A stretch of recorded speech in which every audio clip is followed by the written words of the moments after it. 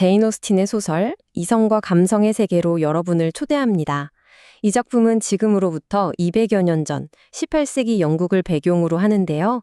격동의 시대 속에서 두 자매가 겪어야 했던 아주 심오한 감정적 그리고 사회적인 시련들을 정말 섬세하게 그려내고 있습니다.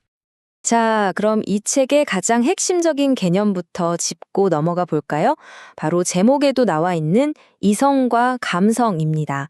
이 두 가지는 당대를 지배했던 상반된 철학이면서 동시에 이 소설의 두 주인공, 대시우드 자매의 모든 것을 규정하는 키워드라고 할 수 있겠습니다. 먼저 이성, 즉 센스입니다. 당시 가장 권위 있던 세뮤얼 존슨의 사전을 보면요. 이걸 외부 세계를 인지하는 능력이라고 정의하고 있어요. 쉽게 말해서 현실을 똑바로 보고 분별력과 판단력을 가지고 행동하는 걸 의미합니다. 그리고 무엇보다 중요한 건 자신의 감정을 이성의 힘으로 의식적으로 통제하는 태도죠. 사회적인 규범이나 체면을 아주 중요하게 여기는 자세라고 볼 수 있습니다. 그와 정반대편에 서 있는 것이 바로 감성, 즉 sensibility입니다. 이건 강렬한 감정적 경험 그 자체를 옹호하는 태도예요. 이성적인 판단보다는 즉흥적인 감정, 불타는 열정, 그리고 세상의 아름다움에 대한 깊은 미학적 감상을 훨씬 더 중요하게 여기죠. 이건 단순히 감정적이라는 걸 넘어서서요. 당시의 예술과 문학계 전반을 휩쓸었던 낭만주의라는 거대한 문화적 흐름이기도 했습니다. 그리고 이 두 가지 철학은요, 바로 우리의 주인공인 엘리너와 메리앤 대슈우드 자매를 통해 아주 완벽하게 구현됩니다. 언니 엘리너는 그야말로 이성의 화신이고요. 동생 메리앤은 감성의 대변인이라고 할 수 있죠. 언니는 이성과 사회적 규범에 따라 신중하게 행동하고 자신의 감정을 잘 드러내지 않지만 동생은 열정과 충동에 이끌리며 자신의 모든 감정을 숨김없이 표현합니다. 이처럼 완전히 다른 렌즈로 세상을 바라보는 두 자매가 각자의 방식으로 사랑하고 또 상처받으면서 성장해 나가는 모습이 이 책의 핵심적인 이야기입니다. 그럼 이제 본격적으로 이들의 이야기가 어떻게 펼쳐지는지 한번 따라가 보겠습니다. 모든 사건의 발단은 한 가족에게 닥친 비극, 바로 아버지의 죽음에서부터 시작됩니다. 이 사건이 그들의 삶을 완전히 새로운 방향으로 이끌게 되죠. 대시우드 씨의 갑작스러운 죽음은 이 가족의 운명에 그야말로 재앙과도 같은 변화를 몰고 옵니다. 그리고 이 가혹한 현실 속에서 남겨진 사람들의 본성과 인격이 적나라하게 시험대에 오르게 됩니다. 임종을 앞둔 늙은 대시우드 씨는 정말 안타까운 상황에 처해 있었습니다. 당시 영국의 한사 상속제도라는 법 때문에 재산을 오직 장남에게만 물려줄 수 있었거든요. 그래서 자신의 두 번째 부인과 사랑하는 세 딸들에게는 단 한 푼도 남겨줄 수가 없었던 거죠. 그가 할 수 있는 유일한 일은 전처소생의 아들 존에게 제발 이들을 잘 보살펴달라고 간곡히 부탁하는 것뿐이었습니다. 아버지의 유언을 들은 아들 존 대시우드도 처음에는 양심이 있었어요. 그래서 이복 여동생들에게 각각 1,000파운드씩 총 3,000파운드를 주겠다는 아주 관대한 생각을 합니다. 이게 당시로서는 정말 어마어마한 금액이었거든요. 오늘날 가치로 환산하면 수억 원에 달하는 큰 돈이었기 때문에 동생들의 생계를 책임지기에 충분한 액수였죠. 그런데 이 훈훈한 계획은 그의 아내 페니의 귀에 들어가는 순간 산산조각이 나버립니다. 그녀는 남편의 관대함을 자신과 어린 아들을 망치는 파멸적인 행위라고 교묘하게 몰아가면서 이기심을 정당화하죠. 이 부부가 나누는 대화는요, 인간의 탐욕이 얼마나 그럴듯한 논리로 포장될 수 있는지를 보여주는 이 소설의 정말 기가 막힌 명장면 중 하나입니다. 자, 페니가 남편의 의무감을 어떻게 체계적으로 무너뜨리는지 한번 보세요. 정말 혀를 내두를 정도입니다. 먼저 3,000파운드는 너무 큰 목돈이라며 부담을 줍니다. 대신 매년 100파운드씩 연금으로 주는 게 어떠냐고 더 합리적인 척 제안하죠. 근데 그것도 잠시, 만약 시어머니가 아주 오래 살면 우리만 손해 아니냐는 궤변을 늘어놓으며 연금마저 없던 일로 만듭니다. 결국 가끔 50파운드씩 선물하는 수준으로 마침내는 그냥 이사할 때나 좀 도와주자는 정도로 아버지와의 숭고했던 약속을 그야말로 휴지 조각으로 만들어버립니다.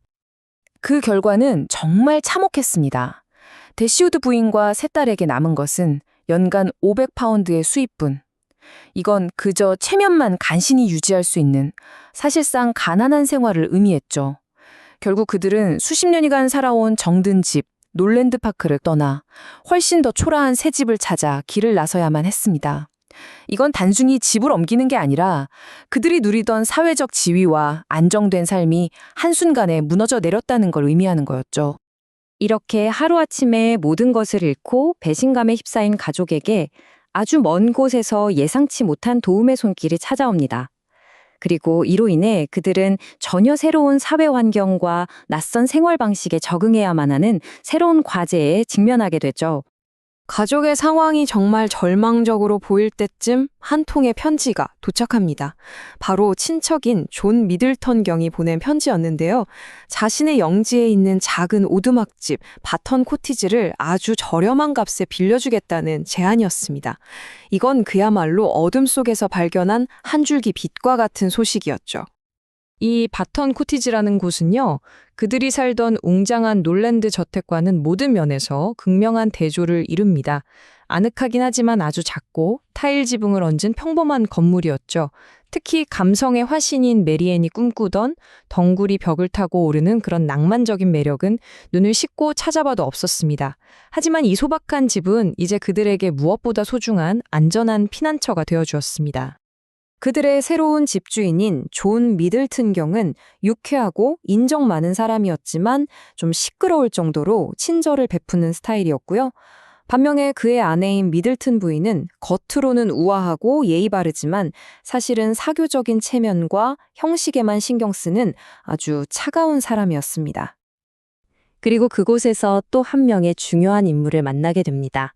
바로 브랜든 대령이죠. 그는 진중하고 과묵한 35살의 신사였는데요.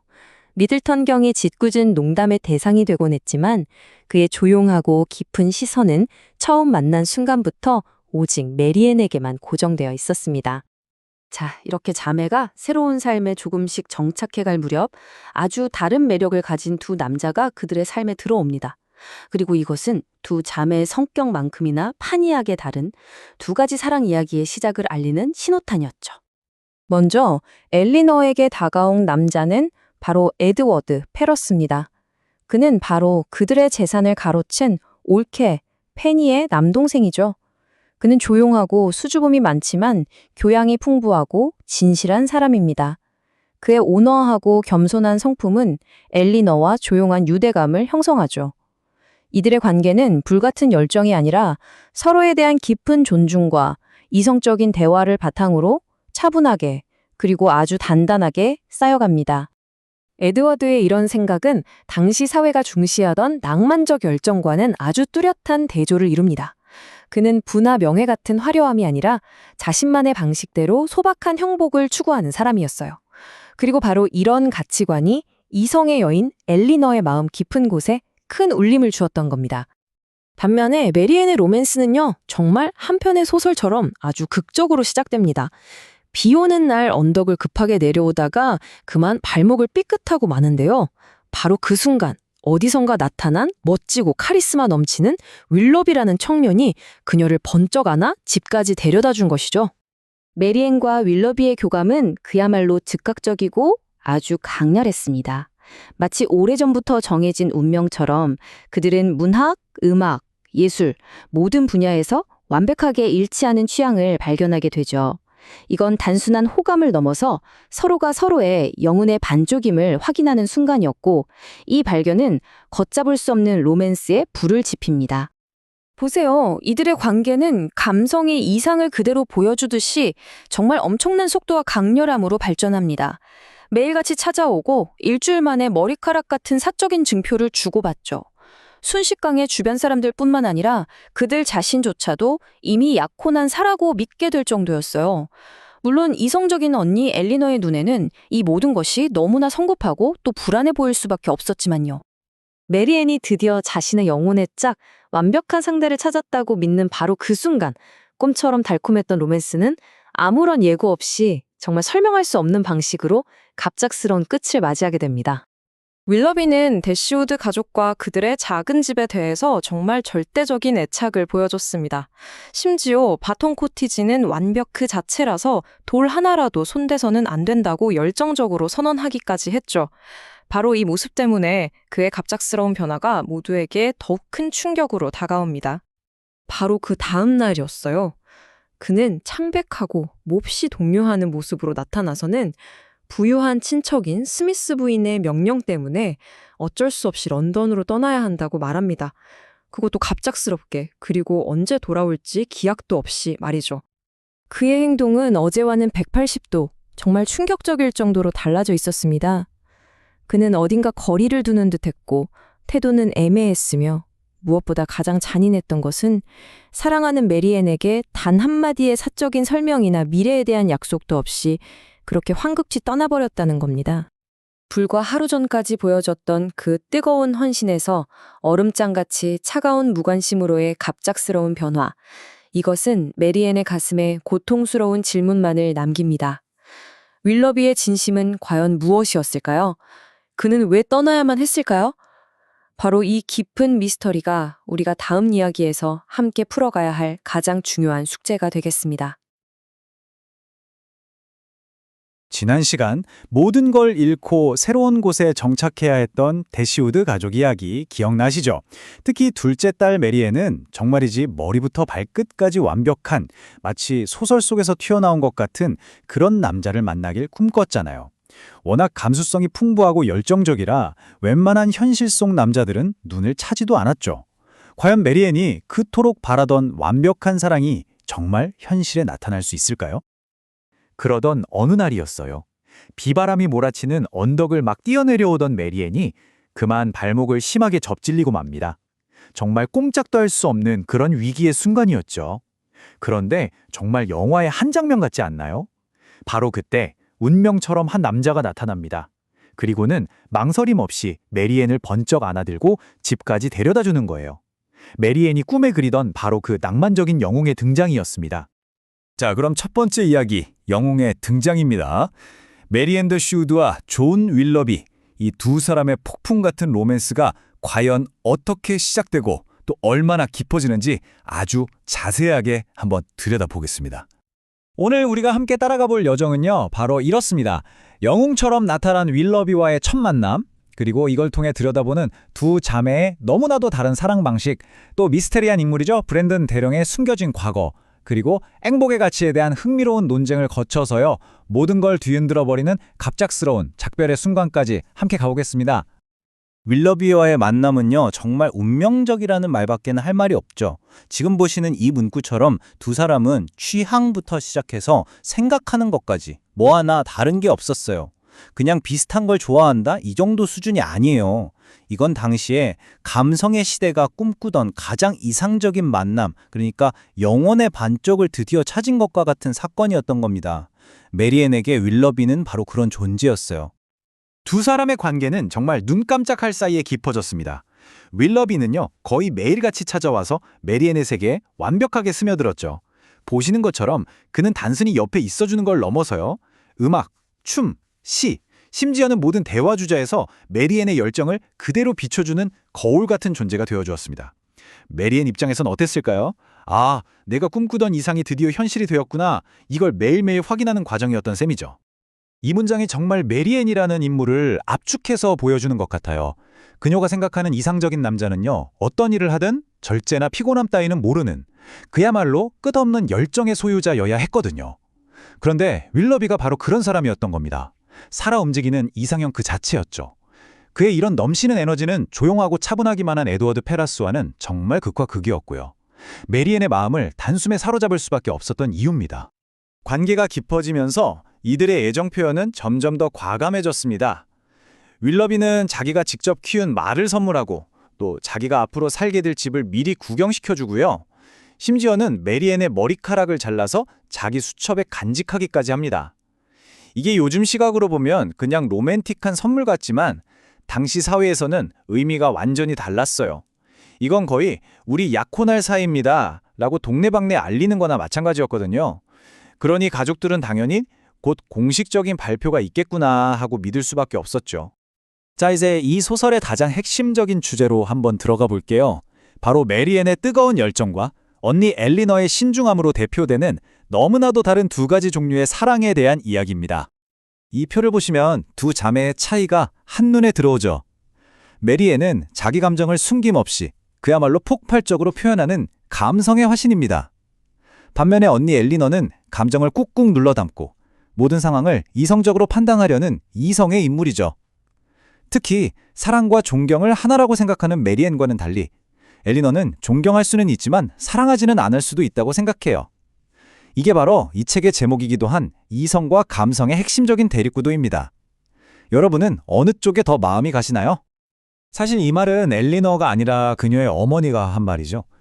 에드워드를 존경한다고 말하는 엘리너에게 어머니는 존경하는데 어떻게 사랑하지 않을 수 있니? 라고 답하는 장면에서 나와요.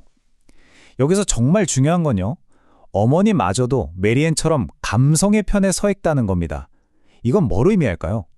바로 이성적인 엘리너가 자기 가족 안에서조차 얼마나 외로운 가치관을 가지고 있는지를 아주 잘 보여주는 대목인 거죠.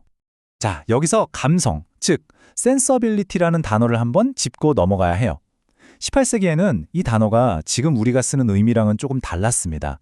그냥 감정이 풍부하다, 이런 뜻을 넘어서요. 아름다운 음악을 들으면 남들보다 더 깊이 감동하고 슬픈 이야기를 들으면 더 뜨겁게 눈물을 흘리는 그런 능력을 일종의 고귀한 미덕으로 여겼어요. 마치 감정의 안테나가 남들보다 훨씬 더 예민하고 성능이 좋은 거라고 생각하시면 쉬울 것 같아요. 메리앤은 바로 이 감성이라는 가치를 온몸으로 보여주는 인물인 겁니다. 메리앤의 사랑이 활활 타오르는 불꽃이라면 언니 엘리너의 사랑은 뭐랄까, 그 온기를 조용히 품고 있는 잿굴 같았어요. 그녀가 마음에 품은 에드워드 페라스라는 남자는 윌러비와는 정말 정반대였죠. 열정 대신 조용함을, 화려함 대신 진중함을 가진 인물이었습니다. 이 소설은 바로 이 두 커플을 계속해서 비교하면서 과연 진정한 사랑의 본질은 무엇인지 우리에게 질문을 던지는 겁니다. 이 두 자매의 시각 차이가 정말 제대로 폭발하는 장면이 하나 있습니다. 바로 에드워드가 시를 낭독하는 장면인데요. 메리앤의 눈에는 에드워드의 그 차분한 낭독이 시에 대한 끔찍한 무관심으로밖에 안 보이는 거예요.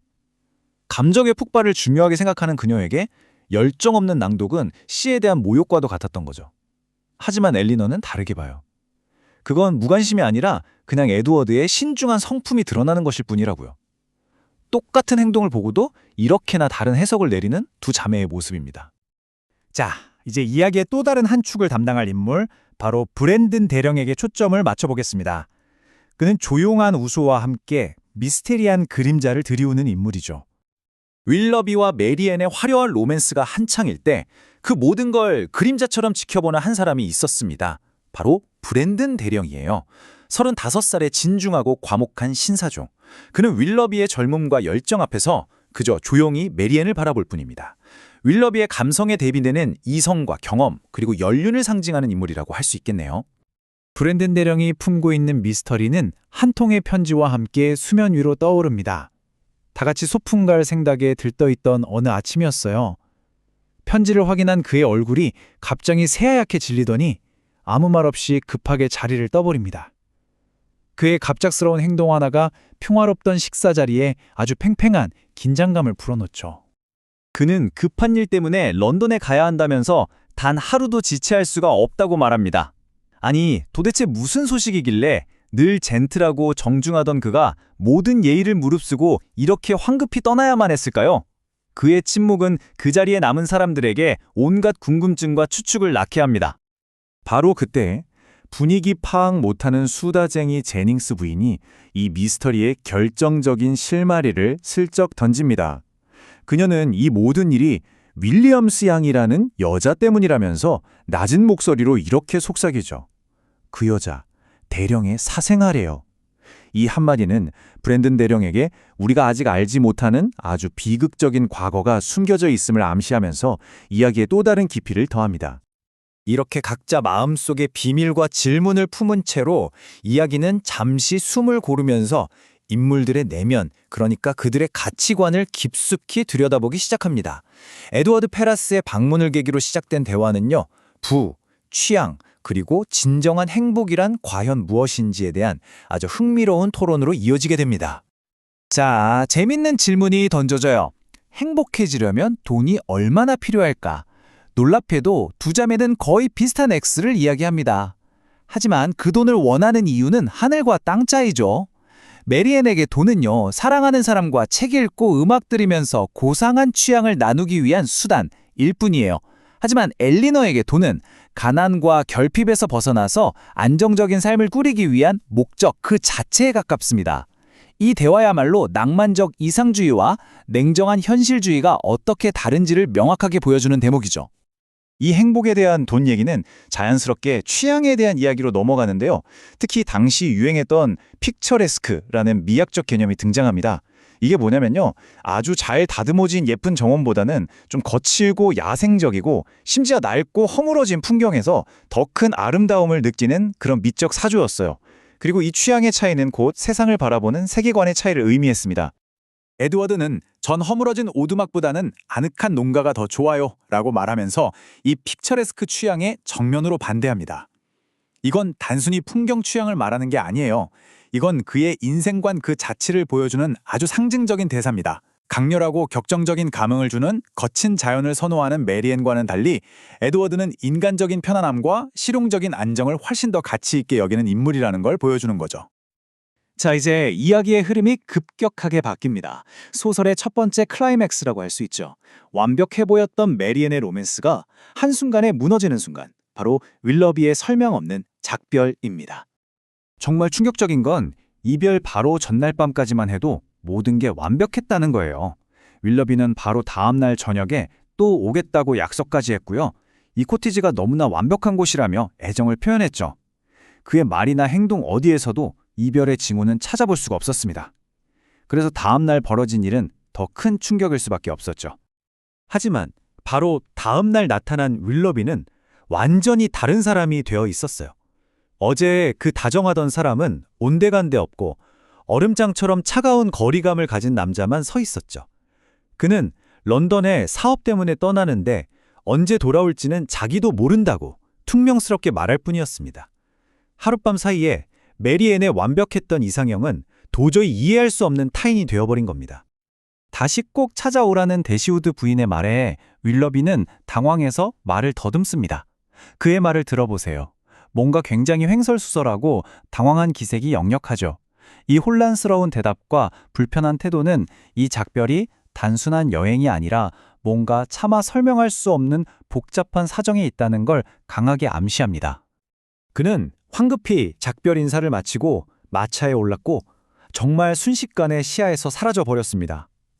이 장면의 속도감과 그 냉정한 최종적인 느낌은 메리앤의 마음에 남겨진 상처가 얼마나 깊고 또 얼마나 갑작스러운 것이었는지를 상징적으로 보여줍니다. 그토록 완벽했던 연인은 왜 갑자기 돌처럼 차갑게 변해버렸을까요? 런던에서의 사업이란 대체 무엇이었을까요? 왜 그는 돌아오겠다는 약속조차 할 수 없었던 걸까요? 그의 갑작스러운 퇴장은 메리앤뿐만 아니라 우리 모두에게 커다란 질문을 남깁니다. 그는 왜 떠났을까요? 이 모든 미스터리가 바로 우리가 다음 시간에 파헤쳐볼 이야기의 시작입니다. 자, 제인 오스틴의 고전, 이성과 감성의 세계로 다시 한번 깊이 들어가 볼까요? 이 이야기는 아주 엄격한 사회적 규범이 존재하던 시대에 사랑과 상실이라는 거부할 수 없는 감정의 파도 속에서 자신의 길을 찾아 헤매는 대시우드 자매들의 여정을 그리고 있죠. 본격적인 이야기에 들어가기 전에 우리가 꼭 짚고 넘어가야 할 핵심 단어가 있습니다. 바로 감성이죠. 이 단어는 이 책의 갈등 구조 전체를 꿰뚫고 있고 특히 주인공 중 한 명인 마리앤의 모든 것을 설명해주는 열쇠나 마찬가지거든요. 18세기 당시 감성이라는 건 우리가 지금 생각하는 것처럼 그냥 감정이 풍부하다는 뜻이 아니었어요.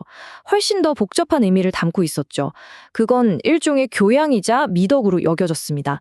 아름다운 예술 작품이나 자연 풍경 앞에서 금방 눈물의 글썽이고 다른 사람의 슬픔에 깊이 공감하는 그런 세련된 능력을 말하는 거였죠. 하지만 제인 오스틴은 바로 이 감성이 가진 어두운 이면을 아주 날카롭게 포착해냅니다.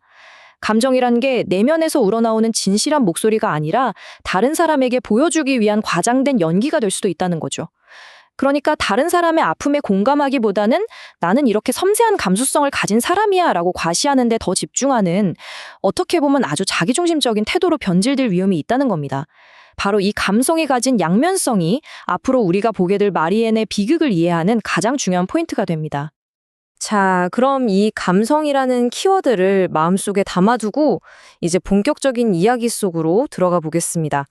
우리의 이야기는 대시우드 가문의 여성들, 그러니까 대시우드 부인과 세 딸 엘리너, 마리엔, 마거릿이 정들었던 대저택 놀랜드를 떠나야만 하는 아주 막막한 상황에서 시작됩니다. 그녀들은 이제 데번셔라는 시골에 있는 소박한 오두막집에서 새로운 삶을 꾸려나가야만 하죠. 이에 이사는 단순히 집을 옮기는 게 아니에요. 이건 말 그대로 추락이었습니다. 놀랜드 파크의 웅장함과 바튼 코티지의 아담함, 이 둘의 차이는 단순히 집 크기 차이가 아닙니다. 이건 그들이 한순간에 잃어버린 부와 상속에서 배제되었다는 냉혹한 현실, 그리고 앞으로 감당해야 할 축소된 삶의 규모를 아주 상징적으로 보여주는 거죠. 이제 그들은 상류층의 안락하고 풍요로운 삶 대신 훨씬 빠듯해진 수입으로 어떻게든 살아남는 법을 배워야만 하는 처지가 된 겁니다. 그럼 그녀들이 새로 살게 된 바튼 코티지는 어떤 곳이었을까요? 놀랜드에 비하면 정말 보잘것없죠. 하지만 신기하게도 이 작은 집은 어떤 새로운 가능성을 품고 있습니다. 세상의 시선에서 한 발짝 물러나서 오롯이 자신들만의 독립적인 삶을 꾸리고 평화를 찾을 수 있는 공간이 될 수도 있었으니까요. 여기서 흥미로운 묘사가 하나 나오는데요. 당시 유행하던 그림 같은 특징, 그러니까 요즘 말로 하면 인스타 감성의 낭만적인 장식이 전혀 없었다는 점이에요. 이건 바튼 코티지가 낭만적인 환상이 펼쳐지는 무대가 아니라 아주 차가운 현실의 공간이라는 걸 암시합니다. 바로 이곳에서 앞으로 이성과 감성의 치열한 대립이 벌어지게 될 겁니다. 낯선 곳에서의 삶은 새로운 이웃들이 등장하면서 조금씩 활기를 띠기 시작합니다. 먼저 집 주인이자 사촌인 존 미들턴 경. 사람은 참 좋은데 시끌벅적한 걸 너무 좋아하죠. 그리고 그의 아내 미들턴 부인은 우아하긴 한데 좀처럼 속내를 드러내지 않는 형식적인 사람이고요. 마지막으로 미들턴 부인의 어머니인 제닝스 부인. 쾌활하고 마음씨는 좋지만 남의 일에 참견하고 중매서는 걸 너무나 좋아하는 수다쟁이 미망인이죠. 이 세 사람은 앞으로 대시우드 자매들에게 때로는 위안을 주기도 하고 때로는 아주 부담스러운 존재가 되면서 그녀들의 삶에 아주 깊숙이 관여하게 됩니다. 하지만 바툰에서의 조용한 일상은 정말이지 극과 극이라고 할 수 있는 두 남자가 나타나면서 완전히 뒤바뀌게 됩니다. 이 두 사람은 앞으로 대시우드 자매의 운명을 송두리째 흔들어 놓게 될 인물들입니다. 가장 먼저 등장하는 인물은 바로 브랜든 대령입니다. 존경받는 신사이긴 한데 어딘가 그늘이 져 있고 좀처럼 말을 하지 않죠. 그는 마리엔의 생기 넘치는 모습을 보고 첫눈에 반하지만 그의 진중하고 과묵한 성격 탓에 그 마음을 쉽게 표현하지 못합니다. 그의 등장은 아주 조용하고 사려 깊었지만 열정적인 마리엔의 눈에는 전혀 인상적으로 보이지 않았죠. 언니의 엘리너가 한 이 한마디가 마리엔이라는 인물을 정말 정확하게 요약해 줍니다. 마리엔에게 사랑이 한 일생에 단 한 번 찾아오는 운명적이고 폭풍 같은 경험이어야만 했어요. 두 번째 사랑? 그건 첫사랑에 대한 배신일 뿐이라고 생각했죠. 이런 그녀에게 35이라는 나이에 과거의 상처까지 품고 있는 듯한 브랜든 대령은 그저 플란을 조끼나 입고 다녀야 할 늙은 총각에 불과했습니다. 그의 조용한 마음은 그녀가 꿈꾸는 낭만적인 이상과는 너무나도 거리가 멀었던 거죠.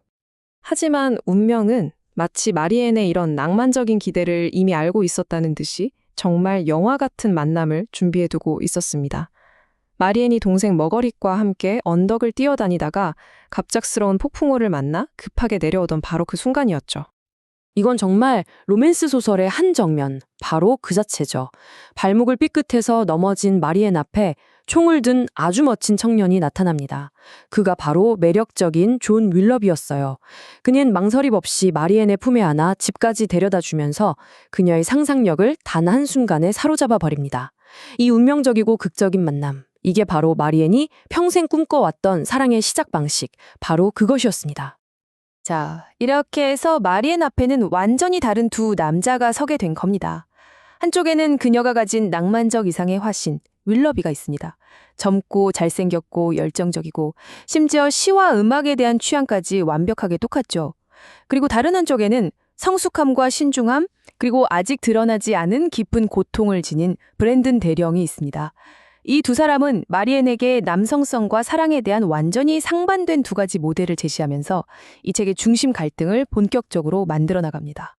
마리엔의 선택은 불보듯 뻔했죠. 그녀와 윌러비의 관계는 정말 주변 사람들이 보기에도 아슬아슬할 정도로 맹렬한 불길처럼 타오르기 시작합니다. 그들의 로맨스는 앞서 말했던 감성의 완벽한 구현체였어요. 첫 만남부터 즉각적으로 서로를 알아봤고 그 감정을 조금도 숨기지 않고 공개적으로 표현했죠.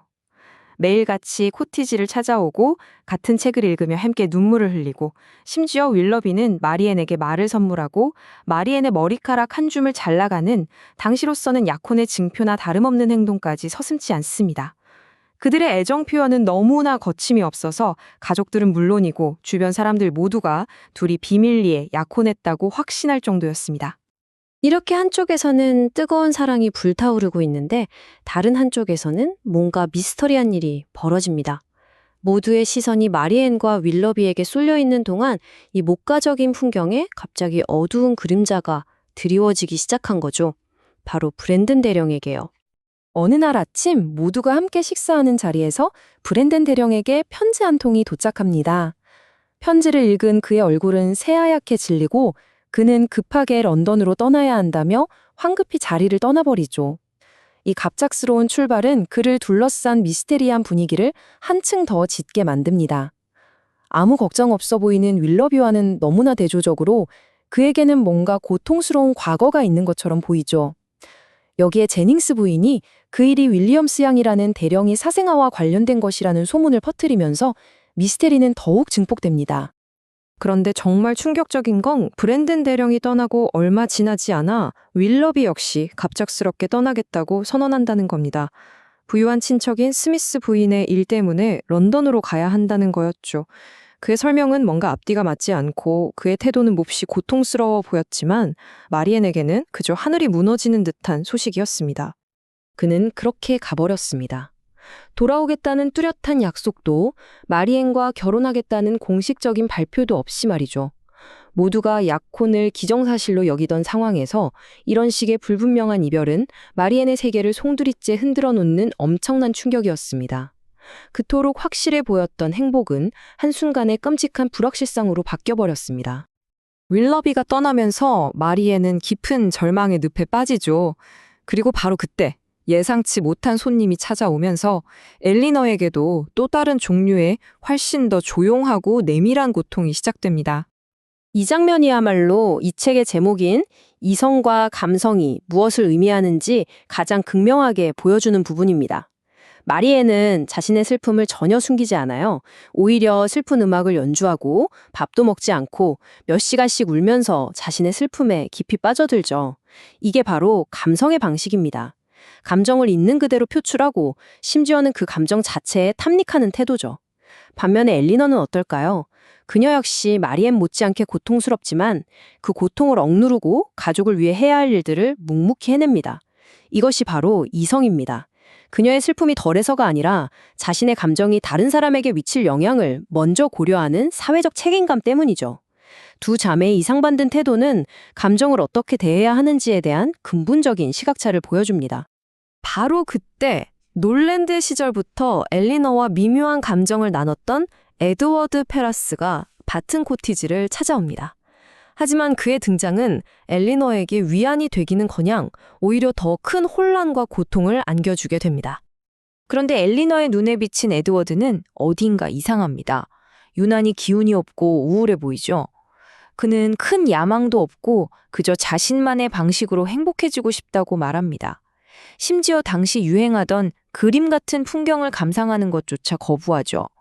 마리에는 이런 글을 보고 감수성이 부족하다고 폄하하지만 엘리너는 혹시 그가 허세를 부리는 사람처럼 보일까봐 일부러 무관심한 척하는 건 아닐까 생각합니다. 그의 알 수 없는 태도는 마리앤의 격적인 슬픔과는 또 다른 종류의 아주 조용하고 속을 태우는 불안감을 엘리너에게 안겨줍니다. 엘리너가 에드워드의 마음을 도무지 알 수 없어 답답해하는 바로 그 순간 전혀 예상치 못한 인물이 등장해서 상상조차 할 수 없었던 충격적인 진실을 폭로합니다. 곧 존 미들턴 경 부인의 사촌인 스텔 자매가 바튼파크에 머물게 됩니다. 그 중에서도 동생인 루시 스틸은 유난히 상냥하게 굴면서 엘리너에게 접근해오죠. 하지만 그녀의 친절함 뒤에는 아주 치밀하게 계산된 동기가 숨어 있었습니다. 그것은 엘리너의 평온한 일상과 미래에 대한 희미한 희망을 산산조각 내버릴 끔찍한 비밀이었죠. 단둘이 산책하던 중 루시는 마침내 이 한마디를 내뱉습니다. 이 한 문장으로 모든 퍼즐이 맞춰집니다. 에드워드가 왜 그렇게 우울했는지, 왜 애매한 태도를 보였는지 그 모든 수수께끼가 풀리는 순간이죠. 그리고 동시에 엘리노의 마음속에 남아있던 마지막 희망의 불씨가 완전히 꺼져버립니다. 루시는 그저 말로만 하는 게 아니었어요. 반박할 수 없는 증거들을 차례대로 내놓습니다. 4년 전부터 시작된 비밀스러운 만남, 에드워드의 어머니라는 거대한 장애물, 그리고 결정적으로 에드워드가 늘 끼고 다니던 반지 속 머리카락이 바로 자신의 것이라는 확증까지. 이로써 엘리너는 더 이상 한치의 의심도 품을 수 없게 됩니다. 이 순간 엘리너가 느꼈을 감정은 어땠을까요? 엄청난 충격과 굴욕감, 그리고 혼란스러움이었겠죠? 하지만 그녀에게 가장 큰 시련은 따로 있었습니다. 바로 이 끔찍한 비밀을 지켜야 한다는 사실이었죠. 자신이 사랑하는 남자가 명예 때문에 다른 여자에게 묶여있다는 이 비밀을 동생 마리앤처럼 소리내어 울 수도, 누구에게도 털어놓을 수도 없게 된 겁니다. 이것이야말로 그녀의 이성을 극한까지 시험하는 가장 가혹한 상황이었습니다. 바로 이런 폭풍 같은 상황 속에서 제닝스 부인이 겨울 동안 런던에 함께 가자는 제안을 해옵니다. 이 제안은 자매들에게 하나의 돌파구처럼 보였죠. 물론 각자 마음속에 품은 생각은 완전히 달랐지만요. 자, 이 런던행에 대한 동기를 한번 볼까요? 마리앤에게 런던은 오직 윌러비를 의미했습니다. 런던에 가면 그를 다시 만날 수 있고 모든 오해를 풀 수 있을 거라는 희망의 등대와도 같았죠. 반면에 엘리너에게 런던은 잠재적인 위험이 도사리는 곳입니다. 그곳에서는 에드워드는 물론이고 그의 약혼 여인 루시까지 마주칠 수 있으니까요. 그녀의 여연은 희망이 아니라 순전히 동생 마리앤을 보호해야 한다는 의무감에서 비롯된 것이었습니다. 이 계획 하나만으로도 메리앤은 다시 살아나는 것 같았어요. 그녀의 모든 생각은 오직 윌러비에게 향해 있었죠. 런던으로의 여행은 고통스러운 기다림의 끝이자 그녀가 확신하는 재회의 시작을 의미했습니다. 그녀는 맑게 갠 하늘을 보면서 윌러비에게 한 걸음 더 가까워졌다고 믿으며 부푼 기대에 잠깁니다. 반면에 엘리너는 어땠을까요? 그녀에게 이 여정은 희망이 아니라 의무와 조용한 인내의 길이었습니다. 그녀는 언제 터질지 모르는 메리앤의 감정을 돌봐야 하고 동시에 에드워드와 루시에 대한 자신의 상처와 비밀을 감당해야만 합니다. 겉으로는 평온해 보이지만 그녀의 내면은 폭풍전야와도 같았죠. 그들이 길을 떠나면서 거대하고 화려한 도시 런던이 그들 앞에 놓여 있습니다. 과연 이 도시는 자매가 그토록 바라는 해답을 안겨줄까요? 아니면 오히려 그들의 상처를 모두에게 드러내는 가장 잔인하고 공개적인 굴욕의 무대가 되어버릴까요? 자매의 운명은 이제 런던의 화려하고도 냉혹한 사교계 속에서 본격적으로 펼쳐지게 됩니다. 제인 오스틴의 소설 이성과 감성에서 대시우드 자매의 운명이 정말 송두리째 흔들리는 그 결정적인 순간으로 한번 들어보겠습니다. 모두가 꿈꾸는 화려한 도시 런던. 하지만 이 런던의 사교계가 자매들의 희망을 어떻게 시험하고 또 마음을 무너뜨리는지 그 격동의 한가운데로 함께 따라가 보시죠. 이 질문이야말로 엘리너와 메리앤이 런던 사교계라는 아주 위험하고 예측 불가능한 바다를 항해하면서 마주하게 될 그 강렬한 감정적 시련의 시작을 알리는 셈입니다. 두 자매는요, 저마다 다른 기대를 품고 런던에 도착하거든요. 하지만 반짝이는 도시의 그 이면에는 찬란한 희망이 아니라 아주 가혹하고 차가운 진실의 그림자가 드리워져 있었습니다. 자, 그럼 이제 제닝스 부인의 보살핌 아래 런던에 막 도착한 자매의 여정을 한번 따라가 볼까요? 두 사람의 마음은 정말이지 서로 전혀 다른 종류의 기대로 가득 차 있었어요. 배경은 런던에 있는 제닝스 부인의 집입니다. 도시에 도착하자마자 이야기는 곧바로 사랑하는 남자 윌러비와의 재회를 꿈꾸는 메리앤의 희망차고도 어찌 보면 좀 순진한 기대에 초점을 맞추게 되죠. 메리앤에게 런던의 화려함이라든지 사교계의 명성 같은 건 사실 별로 중요하지 않았어요. 이 모든 건 오직 윌러비라는 단 한 사람을 만나기 위한 무대에 불과했으니까요. 런던에서의 첫 며칠은요, 정말 정신없이 흘러갑니다. 끝없는 사교 활동의 연속이죠. 파머 부인의 쾌활하지만 좀 엉뚱한 수다, 또 어떻게든 젊은이들을 모아서 파티를 여려는 존 미들턴 경의 노력이 쉴 새 없이 이어집니다. 하지만 이 모든 소란 속에서도 메리앤의 마음은 오직 한 곳에만 쏠려 있었어요. 바로 윌러비죠. 그녀는 창밖의 날씨나 바람의 방향까지 세심하게 살피면서 오직 윌러비가 런던에 도착하기만을 초조하게 기다렸습니다. 아마 매일 아침 눈을 뜨면 오늘 그가 올까? 이 생각뿐이었을 거예요. 바로 이 순간입니다. 희망에 가득 찼던 기대가 아주 고통스러운 현실의 시작으로 바뀌는 전환점 말이에요. 윌러비가 런던에 왔다는 소식은요, 그가 직접 찾아와서 전한 게 아니었어요. 아주 격식을 차린 명함 한 장으로 알려줍니다. 이건 개인적인 반가움의 표시라기보다는 그냥 공적인 통보에 가까운 거죠. 메리앤의 마음은 드디어 그가 왔다는 기대감으로 부풀어 올랐겠지만 사실 이 명함 한 장은 아주 불길한 전조였습니다. 이제 진실의 순간이 다가옵니다. 메리앤이 그토록 고대하고 또 고대하던 만남이 그녀의 모든 꿈을 산산조각 내버리는 바로 그 순간이요. 장면은 레이디 미들턴이 주최한 화려한 무도회입니다. 메리앤은 방안을 정말 필사적으로 훑어보면서 윌러비를 찾고 마침내 그를 발견하죠. 그런데 그는 혼자가 아니었어요. 아주 세련된 다른 여성과 깊은 대화를 나누고 있었습니다. 그 모습은 메리앤이 수없이 상상해왔던 감격적인 재회와는 완전히 정반대의 심장이 쿵하고 멎을 듯한 그런 충격적인 광경이었습니다. 바로 이 순간 두 자매는 정반대의 반응을 보입니다. 메리앤은 자신의 감정을 전혀 숨기지 못하고 그대로 터뜨리죠. 그녀의 얼굴은 윌러비를 봤다는 기쁨으로 환하게 빛나고 한치의 망설임도 없이 그에게 다가가려고 합니다. 반면에 엘리너는 이 상황이 끔찍한 재앙으로 번질 것을 직감하고 즉시 동생의 팔을 붙잡아 제지해요. 그녀는 자신의 감정은 철저히 억누른 채 동생을 보호하려는 이성적인 판단을 내리는 거죠. 이것이 바로 이 소설의 제목인 감성과 이성의 극명한 대비를 보여주는 아주 중요한 장면입니다. 윌러비의 행동이 얼마나 의도적이고 공적인 무시였는지 여기서 드러나죠. 그는 엘리너와 메리앤을 분명히 봤어요. 눈도 마주쳤고요. 그럼에도 불구하고 그저 형식적인 목례만 할 뿐 어떤 접근도 시도하지 않습니다. 이 얼음장처럼 차가운 제스처는 자매가 마음속으로 품고 있던 최악의 두려움을 현실로 만들어버리고 메리앤을 깊고 깊은 충격에 빠뜨립니다. 하지만 메리앤은 이대로 무너질 수만은 없었습니다. 아무리 그래도 최소한의 설명이라도 들어야 했으니까요. 그녀는 상처받은 마음을 애써 부여잡고 어젯밤 그의 행동에 대한 이유를 묻는 아주 절박한 편지를 써내려가기 시작합니다. 편지에 담긴 이 구조를 보면 그녀의 고뇌와 마지막 절박한 호소가 그대로 느껴집니다. 제발 해명을 하거나 그것도 아니면 우리가 사랑의 증표로 나눴던 것들을 전부 돌려달라는 요구죠. 이건 사실상 관계의 종말을 암시하는 최후 통첩과도 같았습니다. 그리고 마침내 그의 답장이 도착한 순간 메리앤의 마지막 남은 희망마저 산산조각 나고 맙니다. 이 편지는 그녀의 마음에 치명적인 정말 마지막 일격을 가하게 되죠. 그의 편지는 그 내용이 정말이지 상상 이상으로 잔인했습니다. 그는 메리앤의 편지와 머리카락을 모두 돌려보내면서 관계의 끝을 분명히 알립니다. 근데 여기서 그치지 않아요. 더 나아가 그들의 깊었던 관계를 그저 이전의 교분 정도로 깎아내리고 모든 것이 메리앤의 오해에서 비롯된 일이라는 식으로 책임을 떠넘기죠. 그리고 마지막으로 다른 부유한 여성과의 약혼 소식을 알리면서 쐐기를 박습니다. 이건 단순히 변심한 연인의 변명이 아니었어요.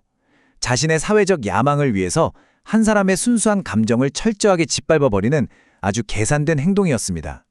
이렇게 메리앤의 세상이 무너져 내리는 바로 그 순간 언니인 엘리너는 그의 못지않게 무겁지만 완전히 비밀스러운 자신만의 짐을 홀로 짊어지고 있었습니다.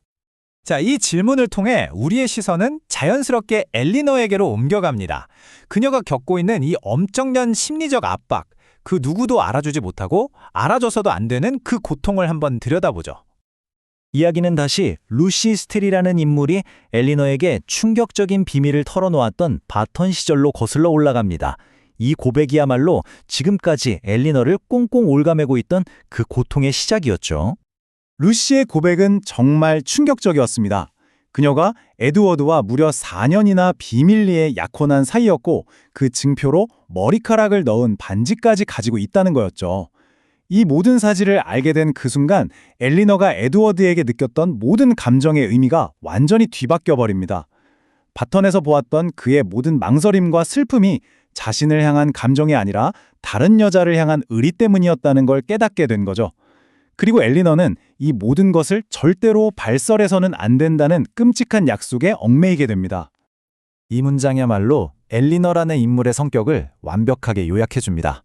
겉으로는 평온하고 침착한 모습을 어떻게든 유지하지만 그 이면에는 엄청난 내적 고통이 용암처럼 들끓고 있는 거죠. 이건 자신의 슬픔을 전부 밖으로 드러내는 동생 메리앤과 극명한 대조를 이룹니다.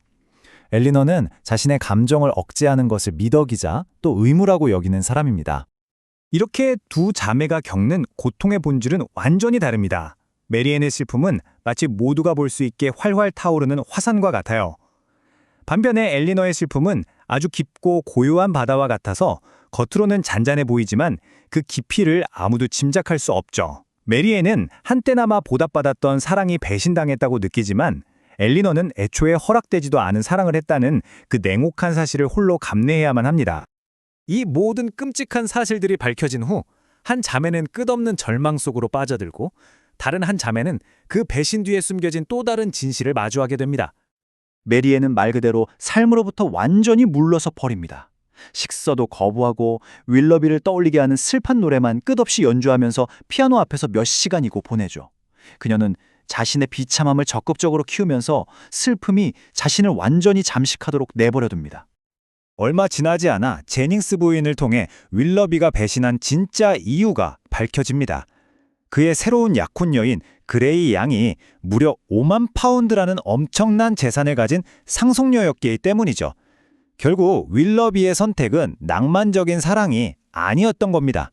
19세기 영국 사회의 냉혹한 현실, 즉 신분 상승과 부에 대한 열망이 그의 모든 행동을 결정한 거였죠. 그리고 바로 이때 마침내 윌러비라는 인물의 추악한 진실을 완성할 마지막 퍼즐 조각이 드러나게 됩니다. 그동안 침묵을 지켜왔던 브랜든 대령이 자신이 왜 그렇게 윌러비를 경계했는지, 그의 진짜 모습이 무엇인지를 밝히는 아주 중대한 폭로를 시작하거든요. 브랜든 대령의 이야기는 그와 윌러비를 연결하는 아주 비극적인 역사였습니다. 브랜든은 과거에 엘리자라는 여성을 깊이 사랑했지만 그녀는 비극적인 삶을 살다 갔죠.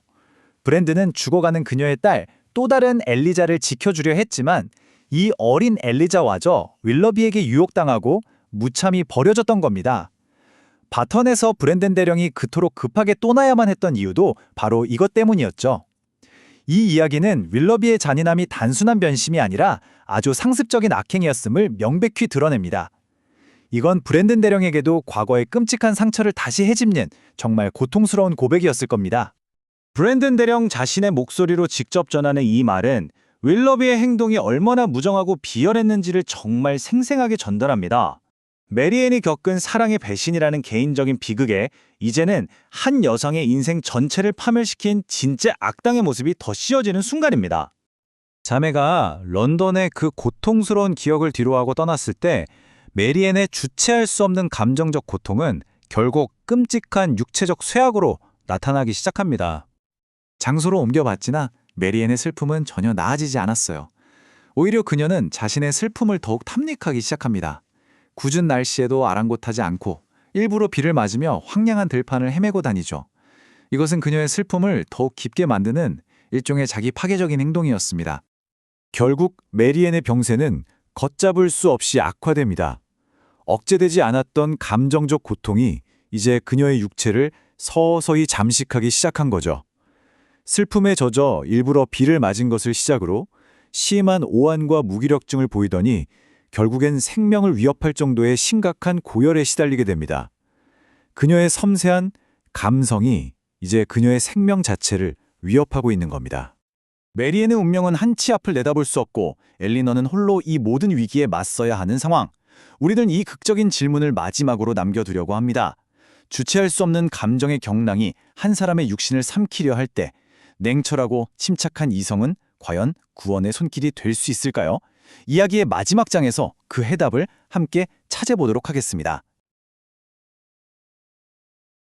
자, 제인 오스틴의 소설 이성과 감성, 그 이야기의 가장 극적인 클라이맥스로 바로 들어가 보겠습니다. 배경은 클리블랜드고요. 지금 이곳에선 마리앤 대시우드가 윌러비에게 버림받은 그 깊은 상처 때문에 아주 심한 병에 걸려서 말 그대로 생사를 오가고 있습니다. 마리앤이 앓는 병은요, 그냥 열이 펄펄 끓는 그런 단순한 병이 아니에요. 이건 바로 그녀의 그 억누르지 못하는 감성, 즉 센서빌리티가 몸으로 드러난 거라고 봐야 합니다. 윌러비한테 실현당한 그 고통을 외면하거나 사귀는 게 아니라 오히려 온몸으로 받아들이고 그 슬픔 속으로 더 깊이 파고들었잖아요. 그 결과 정신과 육체가 완전히 무너져 내린 거죠. 이건 언니 엘리너랑은 정말 정반대의 모습이에요. 엘리너는 자신의 고통을 사회적인 체면이나 다른 사람에 대한 배려 때문에 묵묵히 혼자 감당하거든요. 당시 편지를 보면 마리앤이 부패열로 죽어가고 있다고 할 정도로 상태가 정말 심각했습니다. 결국 그녀의 주체할 수 없는 감성이 자기 자신을 파괴 직전까지 몰고 간 셈이죠. 이 장면을 한번 상상해 보세요. 밤은 춥고 폭풍우가 몰아쳤다. 이건 그냥 날씨를 묘사하는 문장이 아닙니다.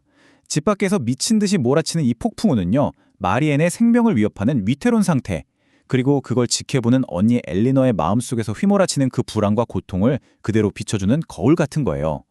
이렇게 모든 게 최악으로 치닫고 있는 폭풍우 치는 밤, 정말 아무도 예상하지 못했던 한 손님이 클리브랜드의 문을 두드립니다. 아니, 이렇게 끔찍한 밤에 마리앤이 지금 죽느냐 사느냐 하는 이 절체절명의 순간에 대체 누가 찾아왔을까요? 혹시 마리앤을 걱정한 브랜든 대령일까요?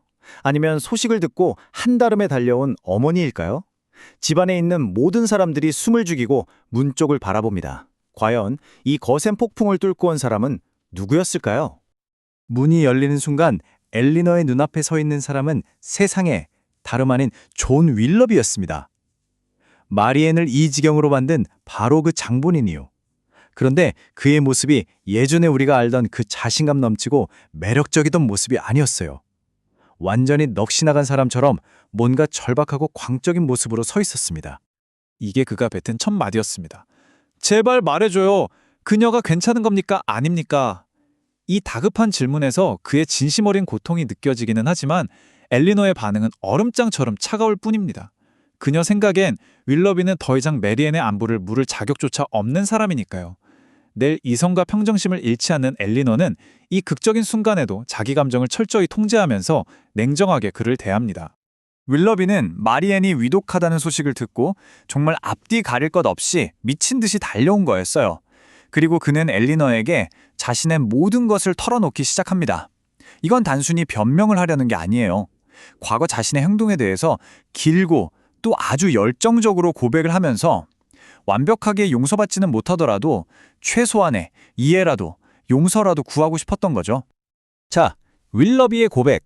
이걸 보면 윌러비라는 인물이 왜 그렇게 행동했던지 그의 비극이 어디서 시작됐는지 알 수 있습니다. 그의 행동이 그냥 단순한 악의에서 나온 게 아니라 당시 사회의 압박과 여러 번의 잘못된 선택이 겹쳐서 만들어진 결과라는 거죠. 첫째, 모든 건 재산을 위한 계획에서 시작됩니다. 그는 원래 방탕하게 살아서 빚이 엄청 많았거든요. 당시 남자들이 신분 상승을 할 유일한 길은 돈 많은 여자와 결혼하는 거였고 그게 그의 탈출구라고 생각했던 거예요.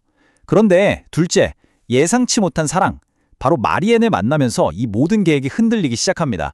그는 정말로 마리앤을 사랑했고 이성적인 계산 다 버리고 청혼해야겠다고 결심까지 하죠. 하지만 바로 그 순간, 셋째, 과거의 발목이 그를 붙잡습니다. 그의 후원자였던 스미스 부인이 그의 어두운 과거를 알게 된 거예요. 브랜든 대령의 피후견인 엘리자를 유혹하고 버렸던 그 일이요. 그 결과는 치명적이었습니다. 넷째, 상속권 박탈. 스미스 부인은 분노해서 그의 상속권을 빼앗고 쫓아내버립니다. 그는 하루아침에 모든 걸 잃고 알거지가 된 거죠. 그러니 그에게 남은 선택지는 단 하나였습니다. 마지막 다섯 번째, 어쩔 수 없는 선택. 그는 파산을 면하기 위해 5만 파운드의 재산을 가진 그레이 양과 결혼하는 것, 즉 원래 그 비정한 계획으로 돌아갈 수밖에 없었다고 그렇게 항변하는 겁니다. 이 한마디가 그의 자기 변명의 핵심이라고 할 수 있습니다. 전 언제나 바보였지 언제나 악당은 아니었습니다. 무슨 뜻이냐면 자기가 어리석고 충동적이었고 정말 끔찍한 판단을 한 바보였다는 건 인정한다는 거예요. 하지만 처음부터 악의를 품고 마리엔을 속인 그런 악당은 아니었다고 주장하는 거죠. 이 고백을 듣고 나면 그를 용서할 수는 없더라도 그를 단순히 나쁜 놈으로만 볼 수는 없게 됩니다. 자신의 약점과 사회적 압박에 굴복해서 최악의 선택을 해버린 좀 더 복잡하고 비극적인 인물로 보이게 되는 거죠. 윌러비의 이 격정적인 고백을 듣고 나면 자연스럽게 이 소설의 또 다른 중요한 남자, 브랜든 대령과 비교하게 됩니다. 윌러비의 사랑은 어땠나요? 불꽃처럼 뜨겁고 열정적이죠. 하지만 굉장히 자기중심적이고 어려운 상황에 닥치니까 너무나 쉽게 무너져 버립니다. 한마디로 조건부 사랑이었던 거죠. 반면에 브랜든 대령의 사랑은 어떻습니까? 겉으로는 조용하고 잘 드러나지 않지만 어떤 상황에서도 변하지 않고 묵묵히 헌신하는 사랑입니다. 소설 내내 그의 행동 하나하나가 그 사랑의 깊이를 증명해왔죠. 제인 오스틴은 이 두 사랑을 극명하게 대조하면서 우리에게 묻는 거예요. 과연 진정한 사랑의 가치는 어디에 있는 걸까요? 자, 이렇게 윌러비가 폭풍 속에서 자신의 이야기를 털어놓는 동안 소설의 또 다른 한 축을 담당했던 아주 길고 복잡하게 얽혀있던 매듭이 정말 뜻밖의 방식으로 풀리기 시작합니다. 이제 이야기의 초점을 엘리너와 에드워드 페라스에게로 옮겨보죠. 마리엔이 기적처럼 건강을 되찾으면서 대시우드 가족은 다시 바텀 커티지의 평온한 일상으로 돌아옵니다. 겉보기에는 모든 게 제자리를 찾은 것 같지만 엘리너의 마음은 여전히 무겁습니다. 왜냐하면 그녀는 에드워드가 다른 여자, 루시 스틸과 비밀리에 약혼했다는 사실을 몇 달 동안이나 자기 가슴에만 묻어둔 채 조용한 고통을 혼자서 감내하고 있었으니까요. 바로 그때였습니다.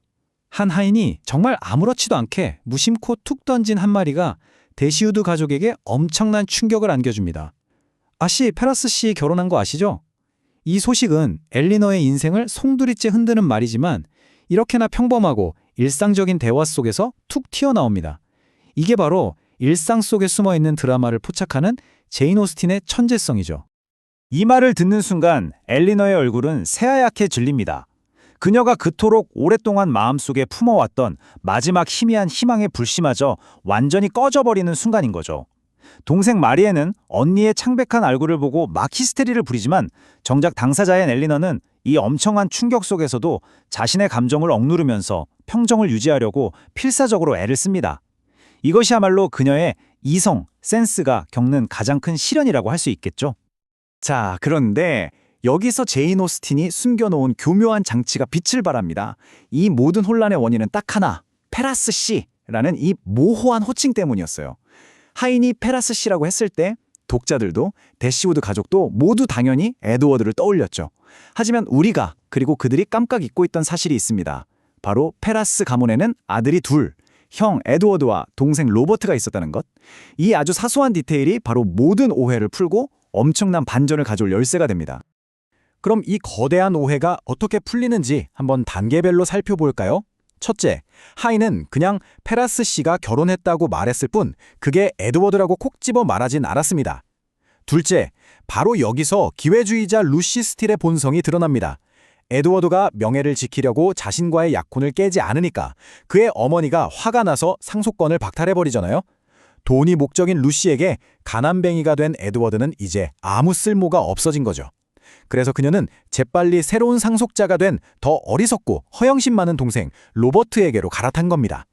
그리고 셋째, 바로 이 배신 덕분에 아이러니하게도 에드워드는 마침내 자유의 몸이 됩니다. 명예 때문에 스스로는 절대 벗어날 수 없었던 그 족쇄를 루시가 자기 발로 풀어주고 떠난 셈이죠. 정말 기가 막힌 상황 아닌가요? 이제 이 소설에서 우리가 가장 오랫동안 기다려온 순간으로 가보겠습니다. 모든 오해가 풀리고 억눌렸던 감정이 마침내 빛을 보는 장면. 엘리너의 그 길고 길었던 인내가 드디어 보상받는 순간입니다. 대시우드 가족 모두가 에드워드의 결혼 소식 때문에 침울해 있을 때 또 한 명의 예상치 못한 손님이 찾아옵니다. 바로 에드워드 페라스, 그 자신이었습니다. 이 장면의 어색함은 정말 최고조에 달합니다. 가족들은 그가 다른 여자와 결혼한 남편이라고 생각하니까 어떻게 대해야 할지 몰라서 쩔쩔매고 방 안에는 무겁고 어색한 침묵만이 흐릅니다. 책에서는 이 상황을 모두가 극도로 어리석어 보였다고 묘사할 정도였죠. 이 숨막히는 침묵을 깨는 건 다름 아닌 엘리너입니다. 그녀는 지금 자기 심장이 갈기갈기 찢어지는 것 같은 심정임에도 불구하고 엄청난 용기를 내서 사회적인 도리를 다하기로 결심해요. 손에 든 뜨개질감에서 눈을 떼지 않은 채 아주 조용한 목소리로 묻습니다. 페라스 부인께서는 잘 계신가요? 이 질문은 그녀의 이성과 자기 통제가 정점에 달했음을 보여주는 정말 대단한 행동입니다. 그리고 바로 이 대사. 이 대사가 모든 것을 바꿔놓습니다. 에드워드는 당황해서 되묻죠. 혹시 제 동생, 그러니까 로버트 페라스 부인을 말씀하시는 건가요? 이 한 문장으로 지난 몇 달간 엘리너를 짓눌러왔던 그 거대한 고통과 오해의 벽이 한순간에 와르르 무너져 내립니다. 진실을 알게 된 순간 그토록 억눌렀던 엘리너의 감정은 마침내 폭발하고 그녀는 결국 어머니의 어깨에 기대 엉엉 울음을 터뜨립니다. 모든 진실이 밝혀진 후의 기쁨은 정말 이루 말할 수가 없었죠. 책에 따르면요, 에드워드가 도착한 지 약 3시간 만에 그는 엘리너의 마음을 얻고 어머니의 승낙까지 받아내서 세상에서 가장 행복한 남자 중 한 명이 되었습니다. 그의 청혼은 불같이 열정적인 고백이 아니었어요. 오랜 시간 서로를 지켜보면서 쌓아온 깊은 존경과 변치 않는 애정을 바탕으로 한 아주 조용하지만 진실된 약속이었습니다. 이것이야말로 소설 전체를 관통하는 인내와 이성적인 사랑이 거둔 완벽한 승리라고 할 수 있겠습니다.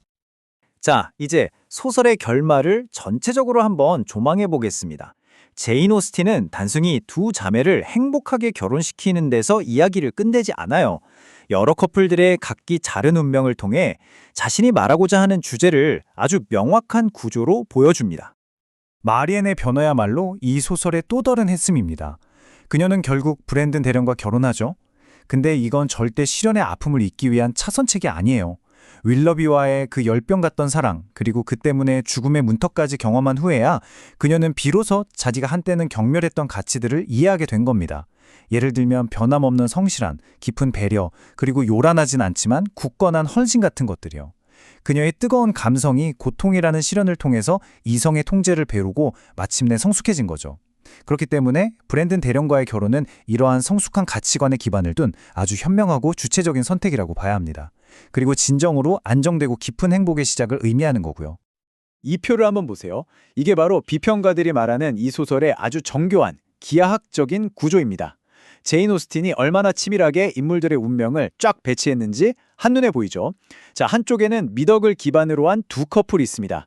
이성과 미덕으로 맺어진 엘리너와 에드워드는 진정한 행복을 찾고 성숙과 존경으로 이어진 마리엔과 브랜드는 안정된 행복에 이릅니다. 그쵸?